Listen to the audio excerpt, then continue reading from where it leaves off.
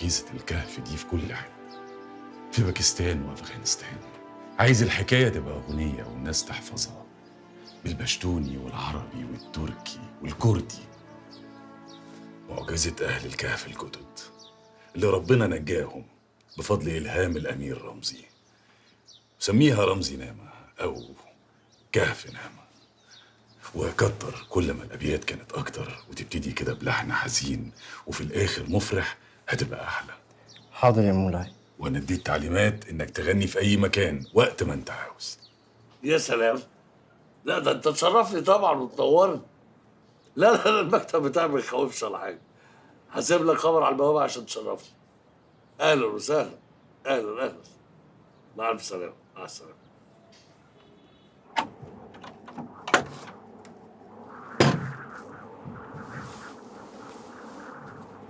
لسه زعلان؟ مفيش حاجة خالص. تعال.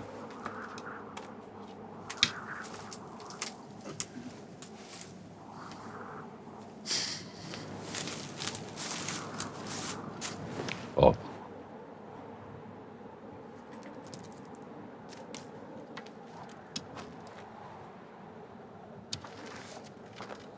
لا حول ولا قوة إلا بالله. كل ده علشان مراتك اللي ما بقالهاش كام يوم. طب أنا أعمل إيه؟ في ابني اللي راح مني في ثانية، وأمي اللي ماتت وما رحتش خدت عزاها. أنا خسرت حاجات كتير أوي علشان حاجات أهم وأكبر وأقيم. أنا خسرت حب وأمان ومستقبل علشان حاجة أنا مؤمن بيها، إن الله اشترى من المؤمنين أنفسهم بأن لهم الجنة. صدق الله العظيم. وبعدين هيروحوا فين الناس اللي أنا خسرتها دي؟ هيروحوا الجنة ولا أنت ليك عقيدة تانية؟ الموت كلنا هندوق، بس الحكاية فرق توقيت. يا خسارة يا أبو غريب، يا خسارة. كان أملي فيك كبير أوي، بس أنا عارف ومتأكد إنك هتخرج من هنا وهتهدى وهتعقل وهجوزك تاني وهتبقى المجاهد اللي كلنا متخيلين. ده حاجة مهمة أوي بالنسبة لي. ده من ريحة الراجل صاحب الفضل الأول عليا. فضله أكبر عليا.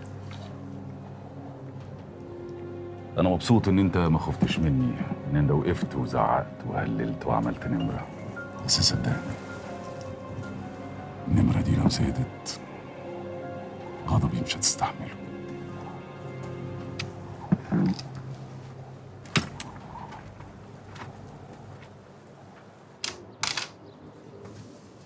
اتفضل.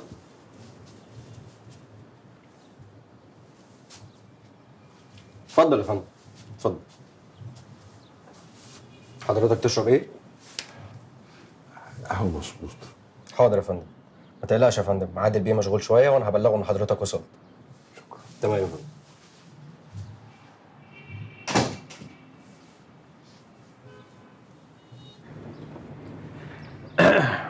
بقول لك يا ريم،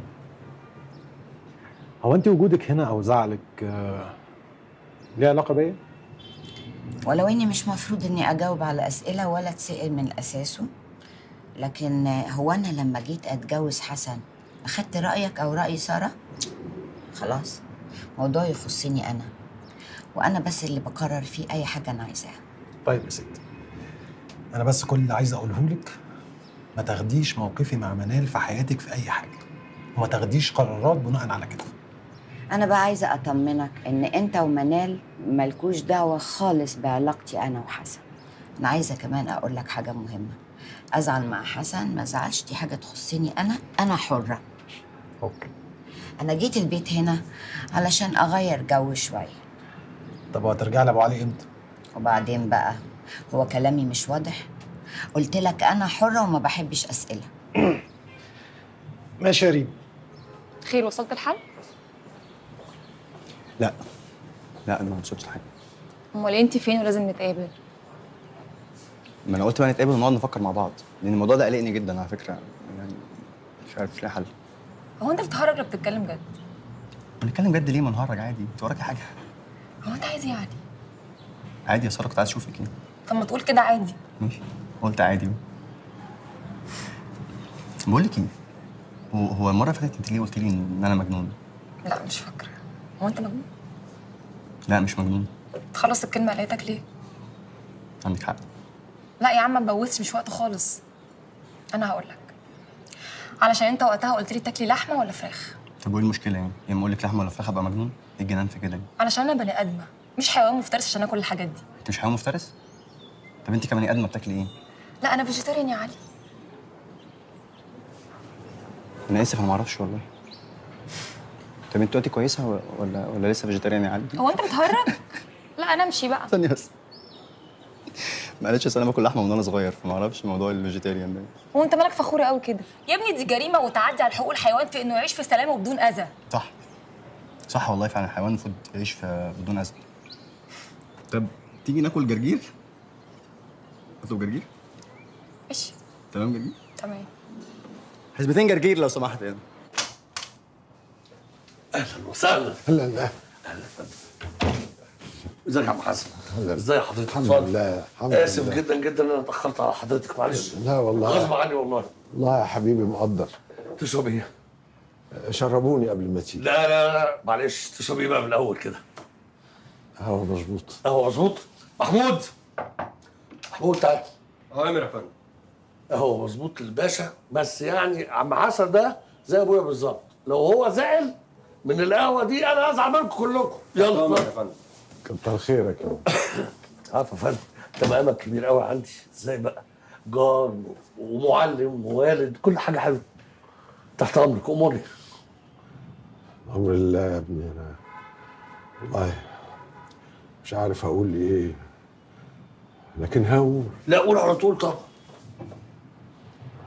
منال، الاستاذه منال بنت حضرتك خير؟ بتقابلك ليه وفي اماكن بره الشغل؟ الموضوع ده عمل مشكله كبيره قوي ليها ولخطيبها وليا انا كمان، واسئله ملهاش اول من اخر.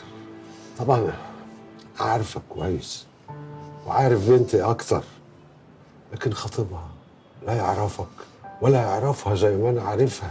المفروض اول مره بنتي ما تريحنيش ولا تبل ريقي، فقلت اجي لحضرتك. حضرتك ايه بس يا عم حسن؟ انا عادل نصار، ده انا ابن حضرتك التالت يعني.